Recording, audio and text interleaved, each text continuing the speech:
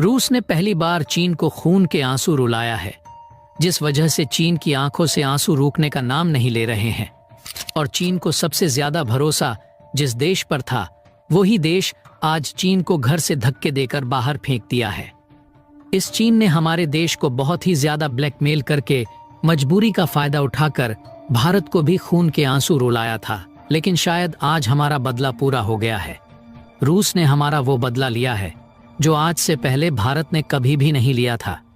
लेकिन आज भारत को अच्छा भी महसूस हो रहा है और बुरा भी। क्यों? क्योंकि हमारे भारत का इतना बुरा दिल नहीं है जो किसी को मुसीबत में देखकर जश्न मनाएगा, भले ही चीन ने हमारे साथ घटिया से घटिया सलूक ही क्यों न किया हो। लेकिन फिर भी भारत ने इंसानियत के नाते कुछ भी खुशी न मनाई। लेकिन एक बात तो है, भारत ने बदला न लेकर रूस ने बदला ले लिया। वो कैसे भी लिया हो, लेकिन बदला लिया है। तो आइए जान लेते हैं कि रूस ने चीन के साथ ऐसा क्यों किया, जो चीन रात भर सिर्फ और सिर्फ रोता ही रहा।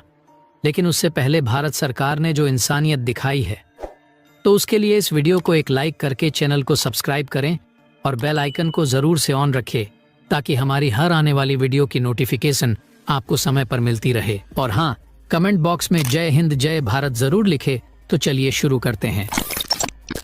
दरअसल दोस्तों, कल हमने चीन पर एक वीडियो बनाई थी। तो उस वीडियो में हमने यह कहा था कि अपने पड़ोसियों पर कभी भी विश्वास मत करना, वो आपको कभी भी धोखा दे सकते हैं। तो ठीक इस बात पर कुछ लोग कमेंट बॉक्स में आकर यह कह रहे थे कि ऐसा नहीं होता। आप चीन और रूस को देख लीजिए, कितने अच्छे दोस्त हैं, कभी लड़ाई नहीं होती, और पिछले कई सालों से दोनों मिलकर किस तरह अमेरिका और पश्चिमी देशों का मुकाबला कर रहे हैं। लेकिन पूरा एक दिन भी नहीं हुआ, खुद चीन और रूस ने आप सभी लोगों को जवाब साफ साफ दे दिया है, जैसे कि आप अपने फोन की स्क्रीन पर खुद देख सकते हो। दरअसल हाल ही में एससीओ का एक समिट हुआ, उसमें प्रधानमंत्री श्री नरेंद्र मोदी तो नहीं गए। ऐसे में दो सबसे बड़े लीडर यही थे, पुतिन और शी जिनपिंग। जी हाँ, दोनों देशों के बीच में पहले तो मीठी मीठी बात ई हुई, लेकिन उसके बाद जैसे जैसे समिट आगे बढ़ी, दोनों तरफ से तलवारें खींचने लगी। और तलवार खींचने का कारण था दोनों देशों के बीच में कई बाउंड्री डिस्प्यूट। लेकिन उससे भी बड़ा कंपटीशन इन दोनों देशों का है सेंट्रल एशियन कंट्रीज पर कंट्रोल का, जैसे कि मंगोलिया, कजाकिस्तान, तुर्कमेनिस्तान।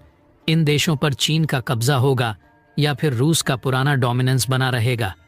इसको लेकर दोनों देशों में जबरदस्त खींचतान हुई इस एससीओ की समिट में।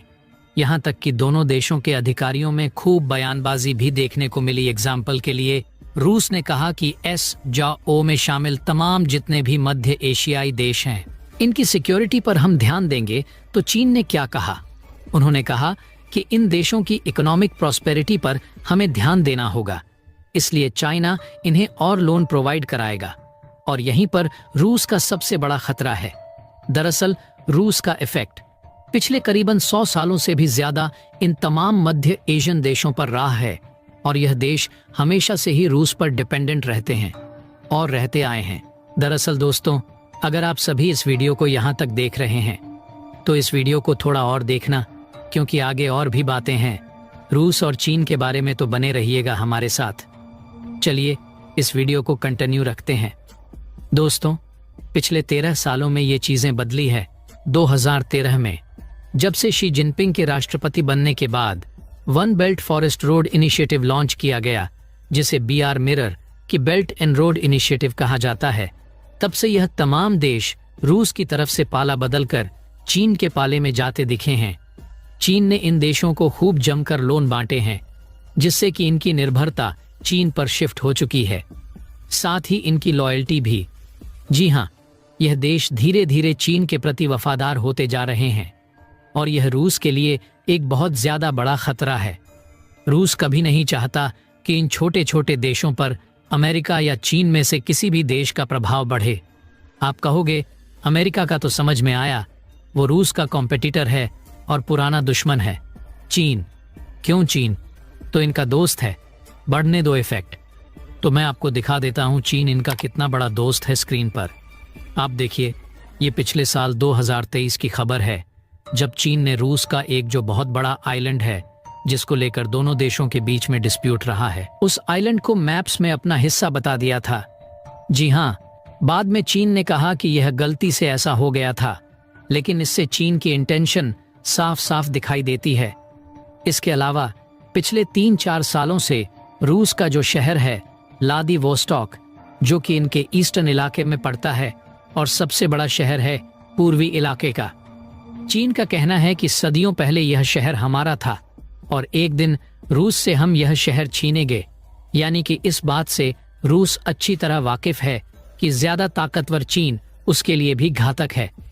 इसीलिए रूस कभी भी भारत का साथ नहीं छोड़ता, क्योंकि उसे लगता है कि भारत चीन के ऊपर एक चेक मार्क थे की तरह है, जो कभी भी उसे हद से ज्यादा ताकतवर नहीं बनाने देगा। लेकिन रूस को इस बात का अंदाजा है कि भारत को चीन से ज्यादा माइटी बनने में अभी कुछ साल का वक्त लगेगा। ऐसे में तब तक रूस चीन को रोकना चाहता है और इसीलिए उसने SCO समिट में इन छोटे छोटे देशों की सिक्योरिटी का मुद्दा उठाया, ताकि उन्हें यह मैसेज दिया जा सके कि चीन आपको फंसा रहा है, आप अपनी सिक्योरिटी का ध्यान दीजिए, क्योंकि आपकी सिक्योरिटी में रूस की सिक्योरिटी जुड़ी हुई है। और इससे आप अंदाजा लगाइए कि जियोपॉलिटिकल टिक्स कितनी ज्यादा कॉम्प्लिकेटेड और उलझी हुई है, जहां सुबह 2 ताकतवर नेता कहते हैं कि हम अपने रिलेशंस के इतिहास की हाइट्स पर ले जाएंगे, शाम होते होते वो एक दूसरे की काट करने लगते हैं और अगली सुबह होते होते ऐसी बड़ी बड़ी डील करते हैं। दोस्तों, चीन की बैंड बजनी शुरू हो गई है और चीन चक्की में गेहूं की तरह पीस रहा है। और दोस्तों, रूस पता नहीं रूस इसके साथ क्या क्या करेगा और कब तक करेगा। आप सभी को याद होगा कि कैसे रूस ने यूक्रेन की कैसे बैंड बजाई थी। वैसे आप सभी की इस पर क्या राय है, आप हमें कमेंट बॉक्स में जरूर बताएं। और दोस्तों, हमारे पास एक और खबर है जिसका जानना आप सभी का बहुत ही ज्यादा जरूरी है, तो चलिए वो भी जान लेते हैं। दरअसल दोस्तों, हाइंड ओशन एरिया में चीन की एग्रेशन का जवाब देने के लिए अमेरिका ने बड़ी प्लान बनाई है।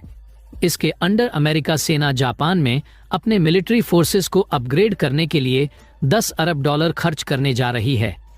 डिपार्टमेंट ऑफ डिफेंस ने बुधवार को बताया है कि अमेरिका दर्जनों द मिनिमम लड़ाकू विमान को जापान भेजेगा।